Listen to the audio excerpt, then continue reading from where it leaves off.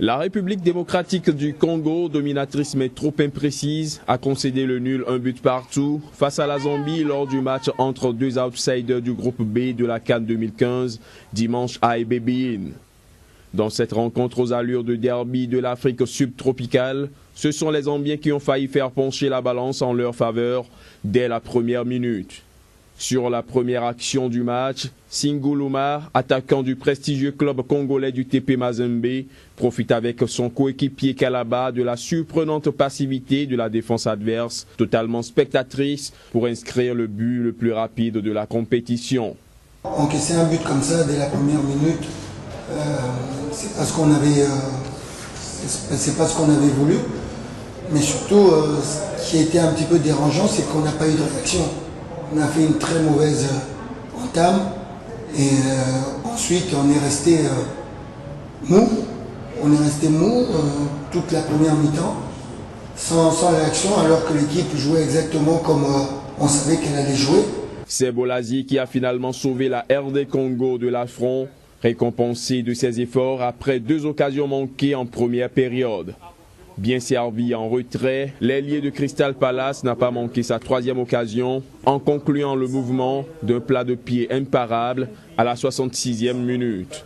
Sevré du titre suprême du continent depuis 1968 et 1974, les Congolais vont devoir régler la mire dans le dernier geste pour espérer aller loin dans cette compétition.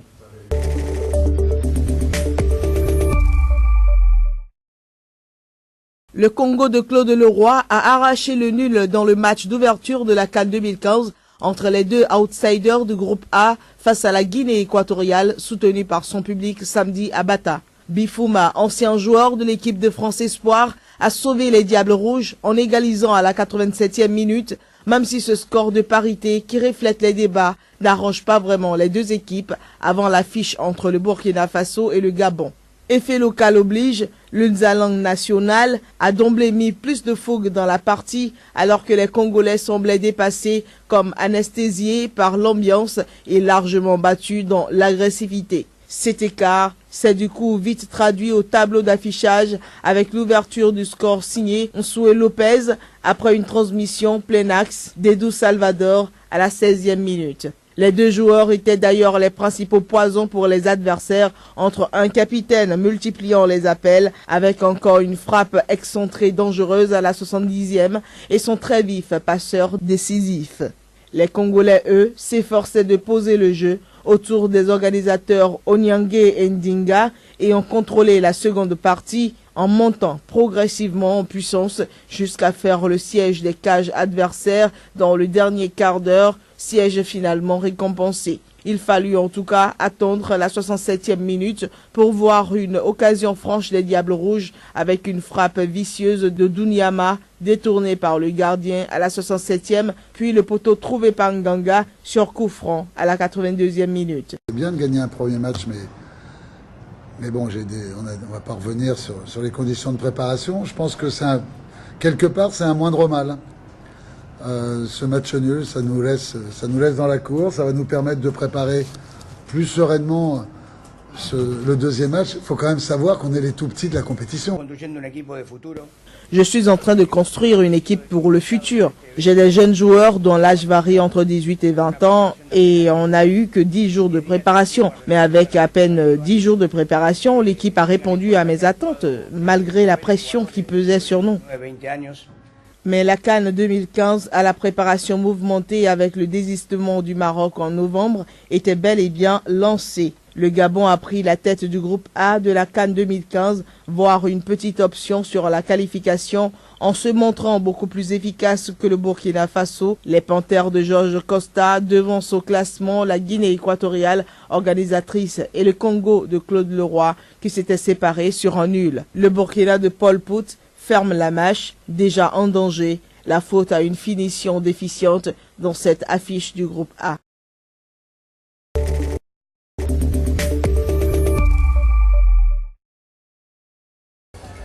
C'est le fer de lance des éléphants. Yaya Touré vient d'être élu meilleur joueur africain pour la 4e fois d'affilée du jamais vu.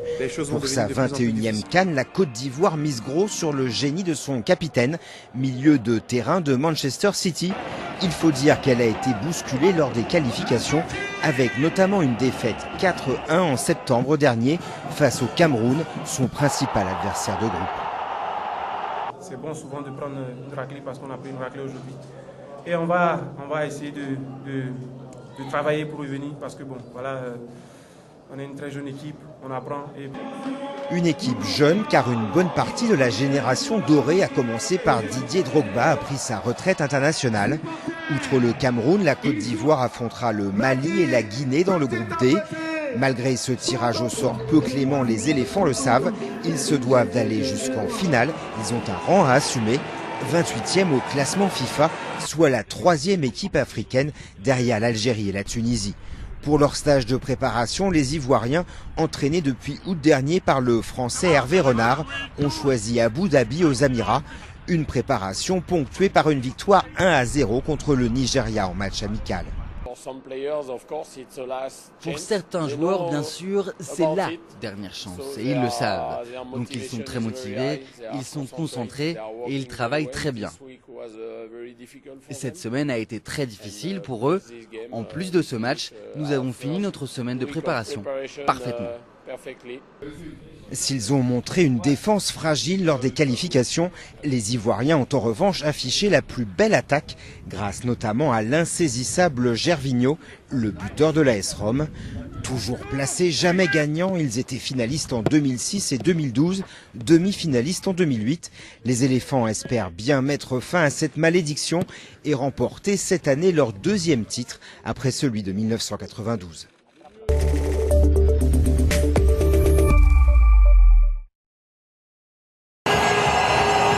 Il reste une référence du football africain, mais les Lions indomptables vont vraiment devoir montrer les crocs après plusieurs années de contre-performance.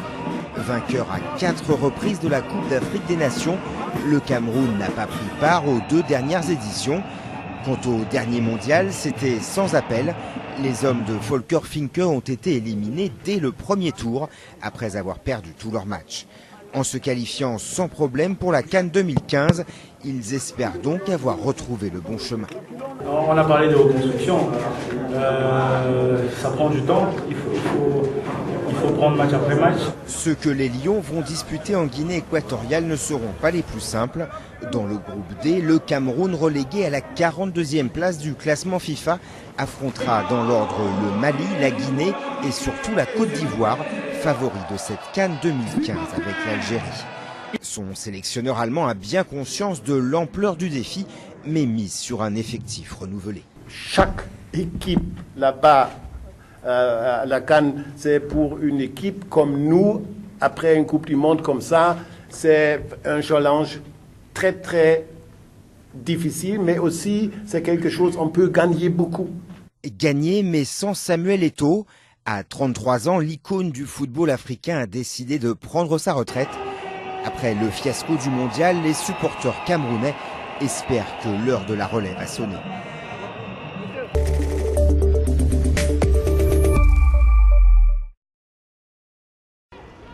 Revenir sur le devant de la scène du foot africain, c'est le grand objectif du Sénégal lors de cette Coupe d'Afrique des Nations. Absents des 2 dernières éditions, les Lions de la Teranga n'ont pas dépassé le premier tour depuis 2006. Encouragés par leur parcours en qualification, ils n'ont concédé qu'une seule défaite et ils espèrent mettre fin à plusieurs années de disette. Bon, je pense qu'on a une équipe qui veut jouer avec n'importe quelle équipe.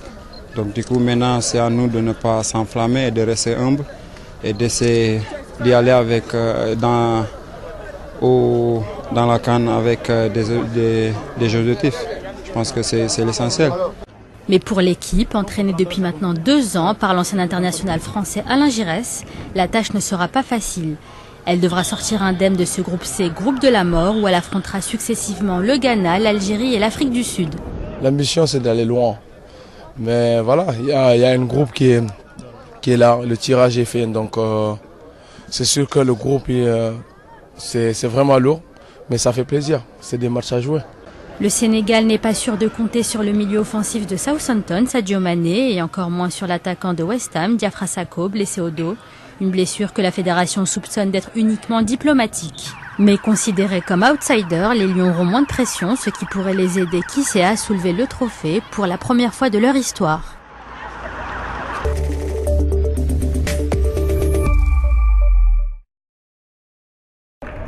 C'est la première fois depuis 2008 qu'elle décroche son billet pour la Coupe d'Afrique des Nations. Il y a 2 ans, l'Afrique du Sud avait été qualifiée d'office en tant que pays hôte. Et ce billet, elle l'a décroché de belle manière, sans encaisser aucune défaite pendant toute la phase de qualification. De quoi doper la confiance des Bafana Bafana et les espoirs de leurs supporters. Je suis sûr que tout le monde a hâte que nous remportions le trophée. Et je sais que les Sud-Africains ne se satisferont pas de la 2e place. Une victoire qui revêtrait une dimension très particulière pour une équipe frappée par une tragédie en octobre dernier. La mort de son gardien et capitaine Senzo Meyiwa, tué lors d'un cambriolage qui a mal tourné à Johannesburg. Ce drame a évidemment contribué à tisser des liens très forts entre les joueurs, une forme d'union sacrée. En tant que capitaine, il n'est plus. Mais nous avançons comme il l'aurait fait, en lui dédiant les matchs. Et nous gagnons match après match en son nom, avec cette équipe nationale. Mais l'Afrique du Sud va se frotter d'emblée à des adversaires difficiles, car elle a hérité du groupe C, le plus relevé, avec le Ghana, le Sénégal et l'Algérie, l'équipe africaine la mieux classée au classement FIFA, qui sera son premier adversaire.